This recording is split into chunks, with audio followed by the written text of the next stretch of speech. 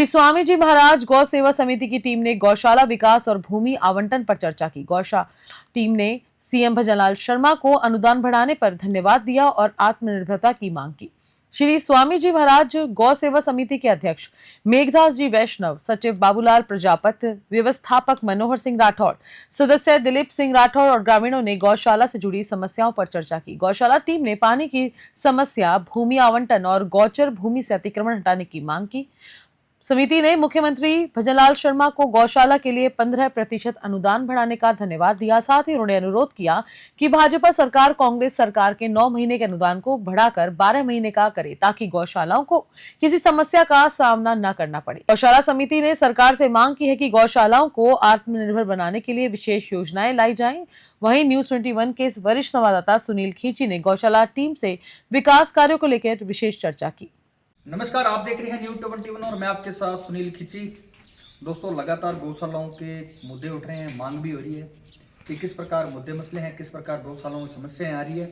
और विशेष तौर से आज हम श्री स्वामी जी गौ सेवा समिति मगेरिया के अंदर पहुंचे हुए थे और यहाँ के जो अध्यक्ष, कोषाध्यक्ष, सदस्य और पूरी कार्यकारिणी जो टीम है हमारे से जुड़ी हुई है, तो उनसे खास बातचीत करते हैं कि ये स्वामी जी गौ सेवा समिति है, इसके अंदर किस प्रकार की व्यवस्थाएं हैं, कब से इस गौशाला का निर्माण हुआ है और इसको चलाने में कौन सपोर्ट कर रहा है, इनकी भामाशाह किस प्रकार सपोर्ट कर रहे हैं, कांग्रेस सरकार की क्या भागीदारी थी और अभी भाजपा सरकार बनी है, भजनलाल सरकार बनेगी, उनसे इनकी क्या डिमांडें हैं, क्या मांग है। तो हमारे साथ मेघदास जी वैष्णव है जो अध्यक्ष साहब जुड़े हैं, उनसे खास बातचीत के अंदर बातचीत करते हैं गौशालाओं के प्रति। सर, पहले तो हमारे चैनल में आपका बहुत बहुत स्वागत है। सर, हमारी गौशाला में पधारने के लिए आपका बहुत बहुत धन्यवाद, स्वागत है, वेलकम है। आप आइए, बार बार आइए। हमारी तो यही उम्मीद है कि हमारी गौशाला में आप हर महीने विजिट कीजिए। Thank you. तो वैष्णव साहब, बात करते हैं कब से आप अध्यक्ष बने हो गौशाला के और किस प्रकार की स्थितियां हैं, क्योंकि आप तो धरातल पर यहाँ रहते हो, तो क्या मेन जो समस्याएं हैं, क्योंकि 50% जन सहयोग और 50% सरकारी अनुदान के द्वारा गौशालाएं चलती है, अगर गौशालों के अंदर किस प्रकार की स्थितियां हैं, किस प्रकार मुद्दे मसले, आगे की क्या प्लानिंग है भविष्य के अंदर आपकी? सर, मैंने इस गौशाला का रजिस्ट्रेशन 2016 में कराया था। उस समय यहाँ कुछ नहीं था, ये केवल एक खड्डा था। उस खड्डे पे हमने रेत भरवाई, फिर बाद में जन सहयोग किया। जन सहयोग से हमने इस पे कम से कम 1000 ट्रॉली मिट्टी डलवाई। उसके बाद में 2016 में हमने रजिस्ट्रेशन किया। फिर 2 साल तो हमारे को अनुदान मिला नहीं। कांग्रेस सरकार की स्कीम थी कि 2 साल पहले रजिस्ट्रेशन हुए उस गौशाला को अनुदान दिया जाएगा। फिर हमारे को 2 साल नहीं मिला। फिर जन सहयोग से हम करते रहे। फिर अनुदान आने लगा। अनुदान पहले 3 महीने का आया। 3 महीने का अनुदान से क्या होता है आपको भी पता है, लेबर का भी चार्ज नहीं होता है। तो ऐसे करके हमने धीरे धीरे चलाते रहे। फिर 6 महीने का हुआ। 6 महीने में हमारा कुछ गौ माता की पेट भरी होने लगी। उसके बाद में जाते सरकार, कांग्रेस की सरकार ने 9 महीने की अनुदान दिया।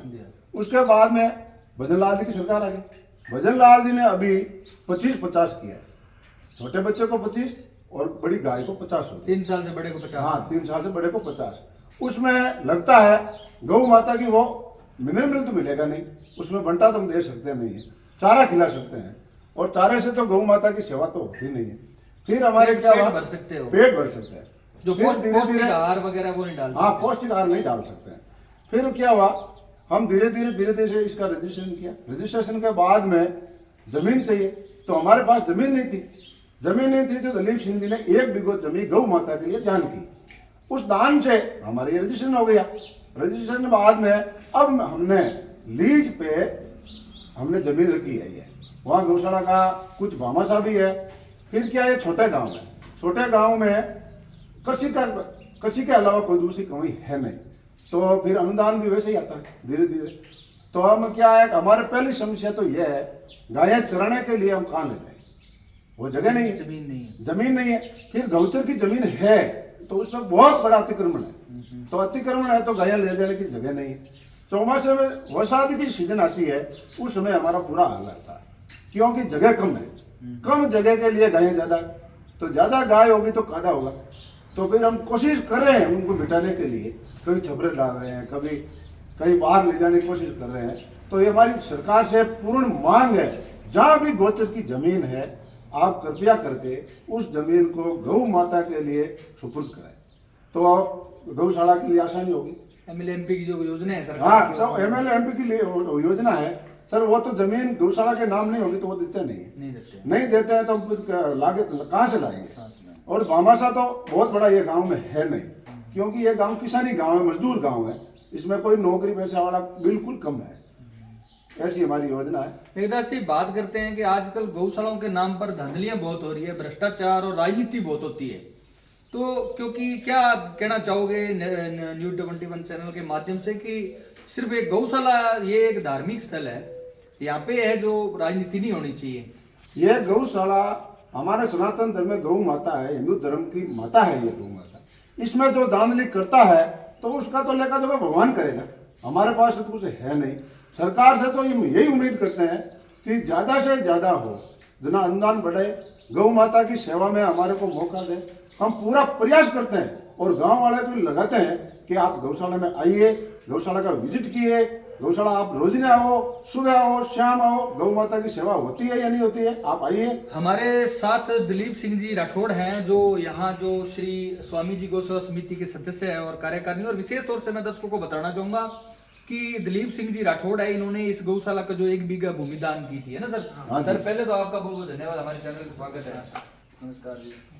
तो 1 बीघा आपने गौशाला के नाम जो भूमि की है, तो इसके अंदर आपका जो दिलीप सिंह जी और भी थे या अकेले थे आप? नहीं, हमारे पिताजी सर जी थे। तो क्या चाहते हो गौशाला को लेकर, किस प्रकार की स्थितियां हैं, क्या मुद्दे हैं, किस प्रकार समस्याएं हैं यहाँ? समस्या साहब आई है कि चारों पूर्व आवे कोने सरकार पैसा कम देवे, इन वादी आई है कि अनुदान बढ़ाओ, वही समस्या। तो ये दिलीप सिंह जी राठौड़ और जो ये मेघदास जी वैष्णव है, तो कैसा विकास करवाते हैं? क्या गोपालक हैं? मेन जो सेवा करने का श्रेय इनको ही जाता है, एक ही सेवा कर रहे हैं, अटके के डाले समय समय पर? सब डालते हैं, सब मूंग में चारा है, मायने और कुकर है, गुआर है, ये चारा डालते हैं और 6 साल से हम सेवा कर रहे हैं। तो वेगदास जी बात करते हैं कि काफी मुद्दे हैं जो उभर कर सामने आ रहे हैं गौशालाओं को लेकर, क्योंकि जो 9 महीने का सरकारी अनुदान है उसको 12 महीने का होना चाहिए। बिजली, लाइट, पानी की निकासी, पेयजल की व्यवस्था और जो गौशालाओं के बिजली बिल है वो सरकार वहन करे और गौशालाओं का पटा हो ताकि एमएलए एमपी की योजना पहुंच सके। एक सर मुद्दा है, जैसे मान लो गौशाला आत्मनिर्भर गौशालाएं, अगर आपको जन सहयोग और सरकारी अनुदान नहीं मिले तो गौशालाएं चलाना असंभव है। अगर आत्मनिर्भर गौशालाएं बन जाए, जैसे आपके पास गोबर है तो गोबर गैस केंचुआ खाद में कन्वर्ट हो जाए तो अर्निंग हो जाए गौशालाओं को, और भी ऐसे तमाम मुद्दे हैं, तो क्या प्रकाश डालना चाहोगे? सर ऐसा है, गोबर गैस वाला है, आप आत्मनिर्भर की बात कर रहे हो, आत्मनिर्भर गौशाला के लिए बहुत बड़ा फंड चाहिए। तो उसके फंड लिए के अलावा तो हम कुछ कर सकते नहीं है। हाँ, क्या डिमांड उसमें है? जगह भी चाहिए, तो हम तो सरकार से यही मांग करते हैं, पहले आप जमीन की व्यवस्था करो। जमीन व्यवस्था नहीं होगी तो गौ माता को हम कहाँ खड़ी करेंगे? हमारे पास जगह भी नहीं है, गौ माता गेट से बाहर नहीं निकलेगी तो गौ माता बीमार हो जाएगी। अभी कितने गौवंश है आपके पास और सरकारी अनुदान कितना आ रहा है? जन सहयोग निजी है, किस प्रकार हो जाती है?